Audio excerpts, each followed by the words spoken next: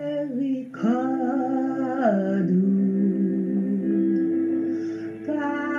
fini,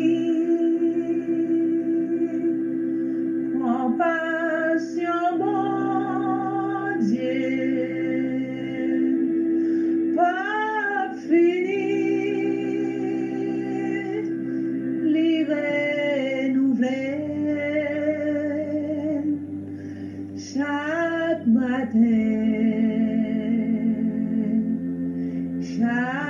matin, miséricorde, pas fini, compassion, mon Dieu, pas fini, les nouvelles chaque matin, chaque matin, les nouvelles chaque matin, chaque matin, les nouvelles chaque matin, chaque matin, les nouvelles chaque matin, chaque matin, les visiteurs chaque matin, chaque matin, les visiteurs chaque matin, chaque matin, les visiteurs chaque matin, chaque matin, les passés chaque matin, chaque matin, les passés chaque matin, chaque matin, les passés chaque matin, chaque matin, les Bermudas chaque matin, chaque matin, les Bermudas chaque matin, chaque matin, les Bermudas chaque matin,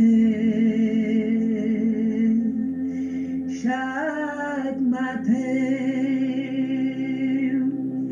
les renforcer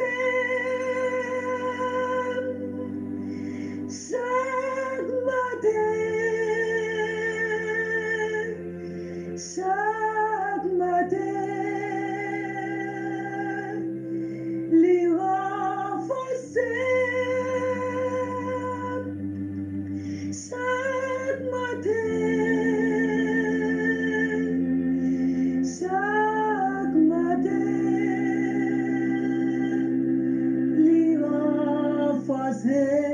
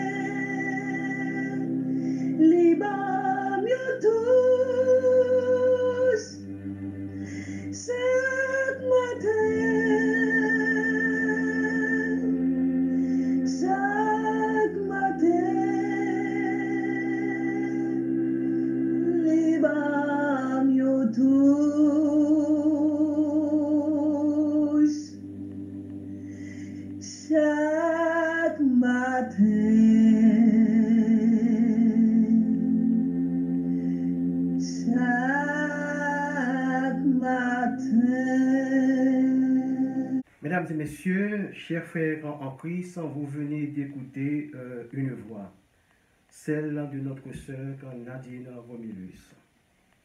Que Dieu la bénisse. Amen. Je vous invite à écouter la parole de Dieu. Nous allons lire dans le livre de Matthieu chapitre 3, versets 13 à 17. Alors quand Jésus vint de la Galilée au Jourdain vers Jean pour être baptisé par lui.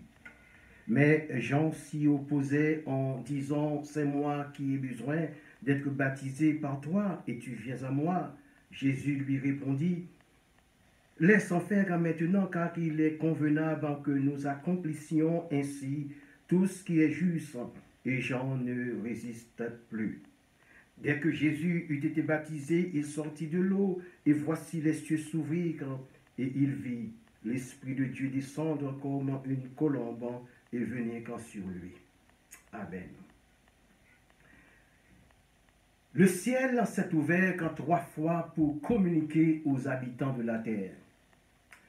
La première fois, c'était dans Matthieu chapitre 3, versets 16 et 17. Dès que Jésus eut été baptisé, il sortit de l'eau. Et voici, les cieux s'ouvrirent et il vit l'Esprit de Dieu descendre comme une colombe et venir sur lui. Et voici, une voix fit entendre des cieux ces paroles.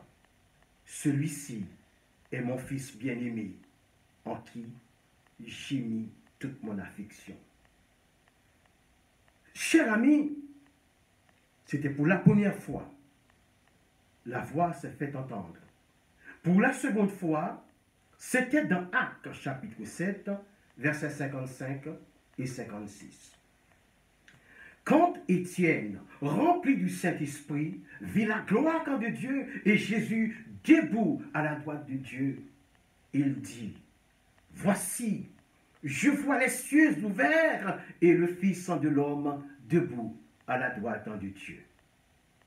Et pour la troisième et dernière fois, ce sera dans l'Apocalypse chapitre 19, verset 11 à 16.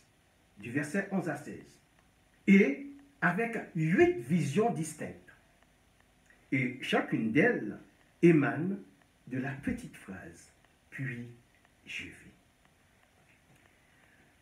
Chers amis, chers frères et sœurs, quand les cieux s'ouvrent, cela indique un cas exceptionnel dans son genre. Un cas qui n'est pas à la portée de l'homme, comme l'intervention de Dieu demandée par Josué. Il y a d'autres versets dans lesquels sont mentionnés les mots « puis je vis » qui ne sont pas à comparer avec ceux du chapitre 19 qui soulignent l'ouverture du ciel. Le « puis je vis » du chapitre 19 est l'introduction des visions qui nous parlent de la seconde venue du Christ en puissance et en gloire à la fin de la grande tribulation. Donc, pour la troisième et dernière fois, les cieux s'ouvrent et le Christ apparaît comme juge suprême et roi. Alléluia. Rappelons-nous que la première fois où le ciel s'est ouvert, c'était bien entendu pour témoigner de la légitimité de Jésus en tant que l'homme parfait pour le propitiatoire.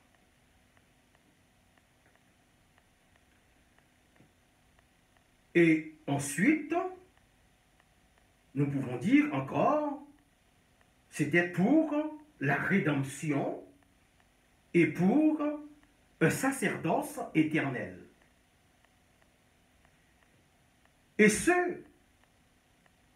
dans le sens d'une présentation. Vous allez me comprendre.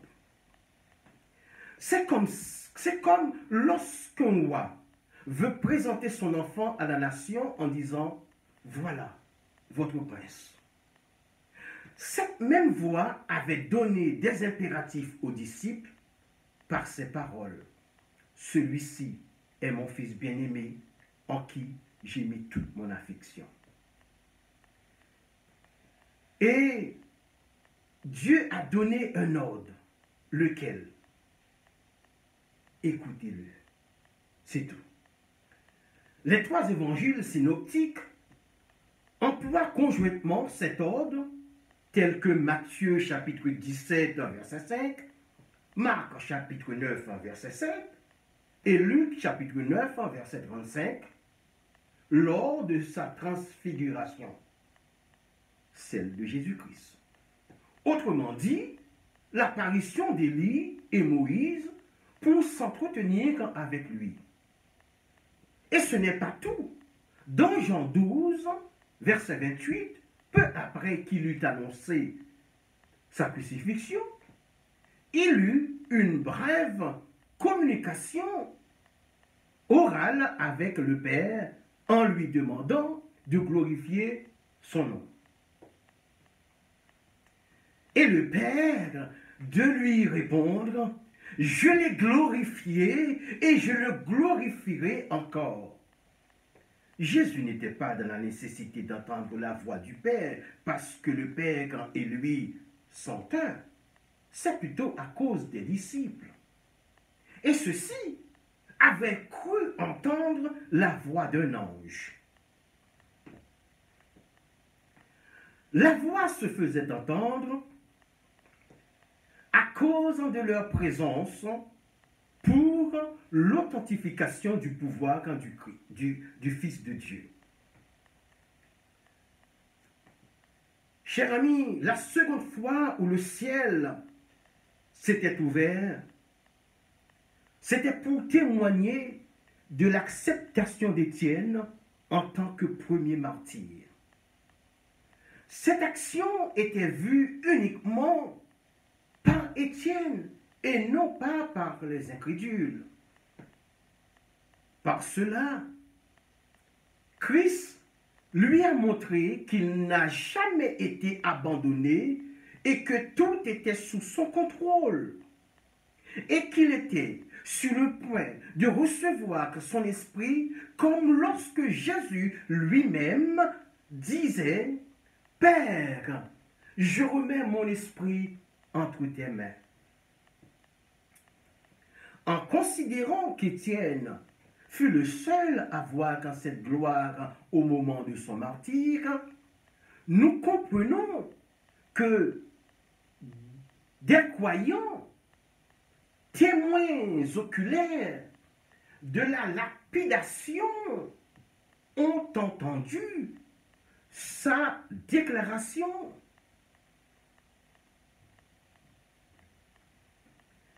Donc, le ciel s'ouvre pour la première fois et la voix du Père se fait entendre afin de présenter Jésus. Puis, il donna les consignes suivantes, écoutez-le, lors de la transfiguration de Jésus. Après la présentation, viennent bien entendu les consignes. Après les consignes, vient le passage en revue du troupeau par le commandant en chef. La question à se poser est, a-t-on respecté les consignes du maître?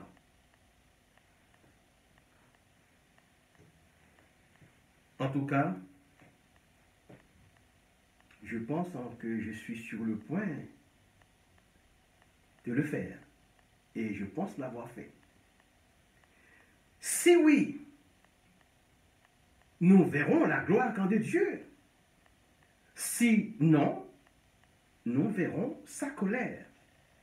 Nous allons maintenant aborder la troisième et dernière fois où les cieux s'ouvrent, en Apocalypse chapitre 19.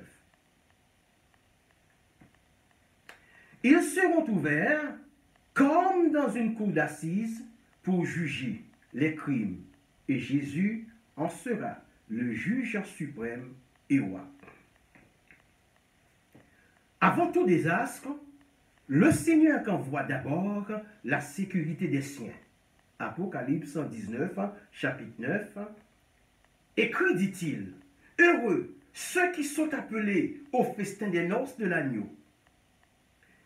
Il y a un petit jeu de mots entre les invités et les époux. L'épouse, c'est l'Église, et l'époux, Christ. Mais qui sont ces appelés qui sont aussi des invités dans ce jeu de mots? La réponse est que les appelés et l'épouse ne forment qu'un en réalité, si on tient compte de la déclaration faite dans Matthieu chapitre 22, verset 14, où il est écrit « Il y a beaucoup d'appelés, mais peu d'élus. » Nous pouvons aussi appuyer notre affirmation sur l'Apocalypse 21. Chers amis, pour vous montrer que l'épouse peut avoir d'autres caractéristiques, selon les versets 9 et 10, je cite, « Puis un des 7 anges qui tenait les 7 coupes remplies des 7 derniers fléaux vint et il m'adressa la parole en disant, « Viens, je vais te montrer l'épouse, la femme de l'agneau. » Et il me transporta en esprit sur une grande et haute montagne. Et il me montra la ville sainte, Jérusalem, qui descendait du ciel d'auprès de Dieu. C'est la ville sainte qui est l'épouse. En tout cas, c'est ce que l'Apocalypse nous dit. Les 8 visions de la 3e et dernière ouverture des cieux, citées en début du discours, sont le retour du roi qui juge et combat avec justice. Alléluia. Chapitre 19, versets 11 à 16. En 2, le grand festin de Dieu. Chapitre 19, versets 17 et 18. Troisièmement, la bataille d'Armageddon. Chapitre 19, les versets 19, 20, 21. Quatrièmement, l'emprisonnement de Satan.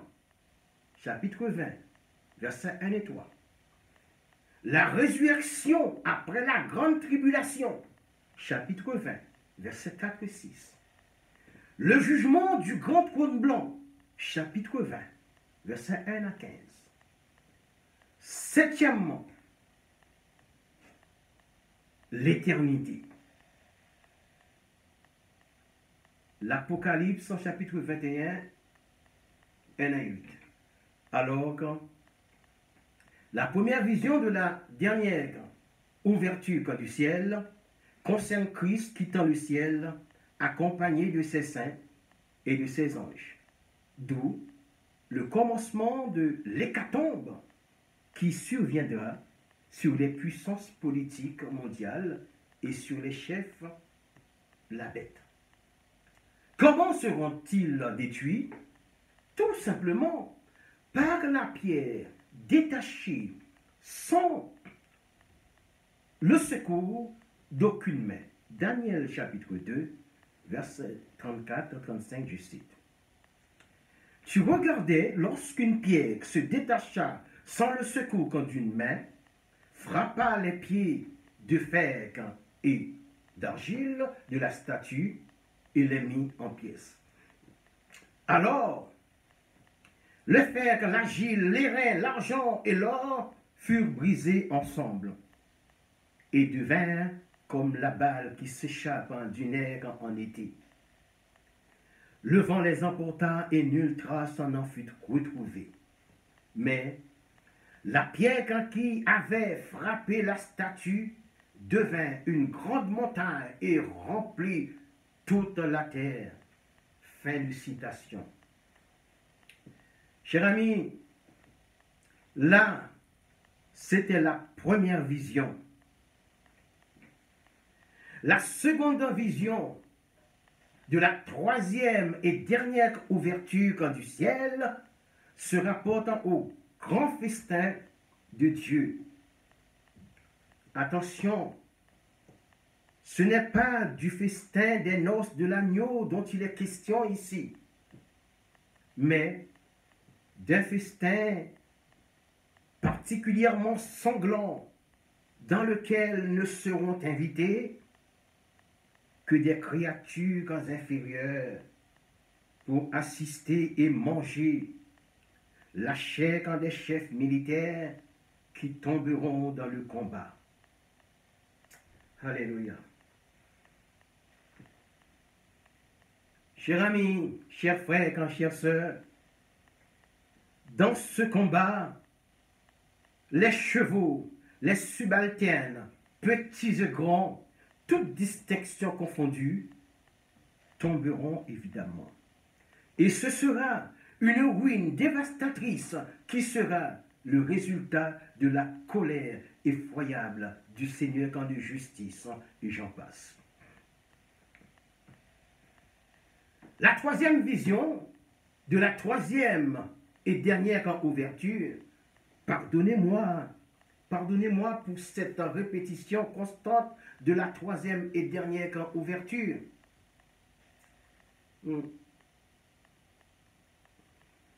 Si je le fais, c'est parce que les auditeurs, c'est pour que les auditeurs restent dans le cadre de la vision et non de l'ouverture. Je poursuis. La troisième vision détaille le terrible jugement éternel de la bête politique et de la bête religieuse.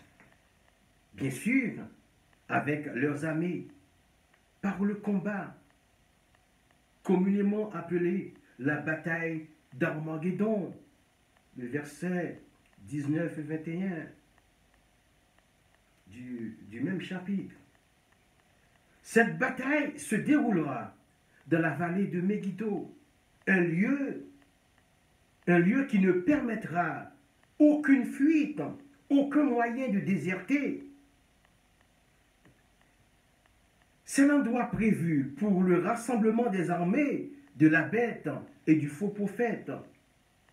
Et l'armée de 2 millions d'hommes venus d'Orient, selon l'Apocalypse chapitre 9, verset 16, je cite, « Le nombre des cavaliers de l'armée était de 2 myriades de myriades. J'entendis le nombre, alors 2 myriades de myriades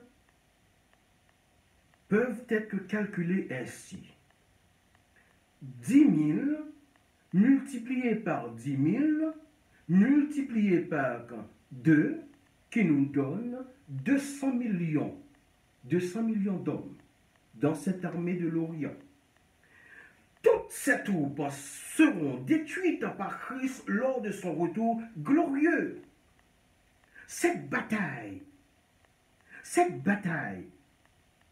sera alors l'accomplissement de la prophétie de Daniel, chapitre 2, verset 35, à savoir la petite pierre qui frappe la statue.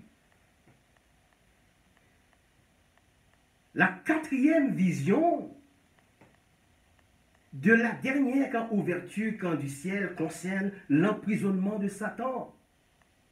Quand cela aura-t-il lieu? Bien sûr, au commencement du millénium. Pourquoi? Chers amis, pensez-vous que Satan ne cherchera pas à perturber une fois de plus l'ordre des choses de l'administration du Christ?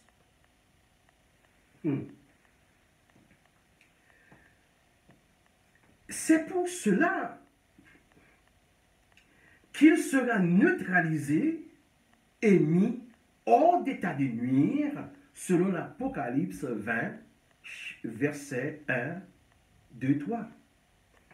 La période du millénium tombe dans la dernière dispensation appelée dispensation du royaume. Il faut savoir qu'il y a 7 dispensations qui sont l'innocence, la conscience, le gouvernement humain, la promesse, la loi, l'église ou la grâce et le royaume. Le royaume, la dispensation du royaume. Nous avons déjà épuisé 5 d'entre elles. Et la dispensation dans laquelle nous sommes à présent est celle de l'Église ou de la grâce, qui touche presque à sa fin. La première dispensation se trouve dans Genèse, chapitre 1, verset 28. Si la durée de l'emprisonnement de Satan est la même que le millénium, et nous pouvons arriver à la conclusion qu'il aurait pu être un grand obstacle pendant cette période. L'Écriture nous dit qu'il sera délié pour un peu de temps, pour son jugement bien entendu, appelé jugement dernier. Jugé coupable, sa sentence sera dans les temps ardents de feu. En quelque sorte, c'est le chef qui rejoindra ses principaux lieutenants, la bête et le faux prophète, selon Apocalypse 20, verset 14. Chers amis, chers frères et sœurs, la 6e vision de la dernière ouverture du ciel concerne la résurrection des saints martyrs après la grande tribulation. Cette dernière phase de la première résurrection aura lieu en même temps que commencera le règne du Christ. Bien sûr, avec les croyants de l'Église pour juger le monde selon 1 Corinthiens chapitre 6, verset 2, je cite. Ne savez-vous pas que les saints jugeront le monde, et si c'est par vous que le monde est jugé? Êtes-vous indigne de rendre les moindres jugements? Ne savez-vous pas que nous jugerons les anges? Ah, nous jugerons les anges. J'ouvre une parenthèse en ce qui concerne la première résurrection. Cela s'est déroulé en 3 étapes. La première fut la résurrection du Christ. La seconde, celle des croyants avant l'enlèvement de l'Église. Et la dernière, celle des martyrs de l'Apocalypse. Et j'en passe. La 6e et la 7e vision sont conjointement liées. Tout à l'heure, j'avais pris la 5e vision. Maintenant, nous sommes à la 6e. Elle concerne la seconde résurrection et le jugement du grand trône blanc. Chapitre 20, versets 11 et 15 à 15. Nous y voyons la cour d'assises où les morts impies seront ressuscités pour être jugés et condamnés pour toujours. La seconde mort, étant précédée de la mort physique, souligne une séparation éternelle avec Dieu. Elle n'est pas un anéantissement, mais le sort éternel des impies qui sont perdus à cause de leur incrédulité et leur refus de Dieu. Qu'adviendra-t-il pour la seconde mort? Nous trouverons la réponse, bien entendu, dans Luc chapitre 16, verset 23, où il est clairement démontré qu'après la mort, l'âme continue de vivre par la phrase suivante. dans le séjour des morts, l'homme riche leva les yeux et tandis qu'il était en proie au tourment, il vit de loin Abraham et Lazare dans son sein. Il s'écria, Père Abraham, aie pitié de moi et envoie Lazare pour qu'il trempe le bout de son doigt dans l'eau et me rafraîchisse la langue. Car quand je souffre cruellement dans cette flamme, c'est le temps du feu. Chers amis, tout ce que nous devons faire pour notre vie, tout ce que nous devons faire pour notre vie, pendant que nous sommes encore sur la terre, doit se faire de nos vivants, pendant que nous sommes encore en vie. C'est-à-dire qu'avant la séparation du corps, de l'esprit et de l'âme. Passer cette étape, aucune décision ne sera possible.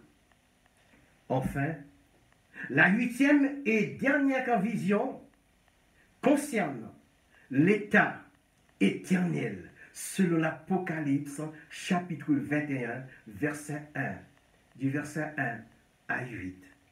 Cette vision prophétique de l'apôtre Jean nous introduit dans l'éternité. Alléluia. Tout ce qui s'oppose au saint caractère de Dieu sera ôté. Et enfin, une période sans péché verra le jour. L'état éternel comprend 3 domaines. L'état éternel comprend 3 domaines. 1. Les nouveaux cieux. 2. La nouvelle terre. Et en 3, les temps de feu. Les nouveaux cieux sont la demeure de tous les croyants qui auront part à la première résurrection.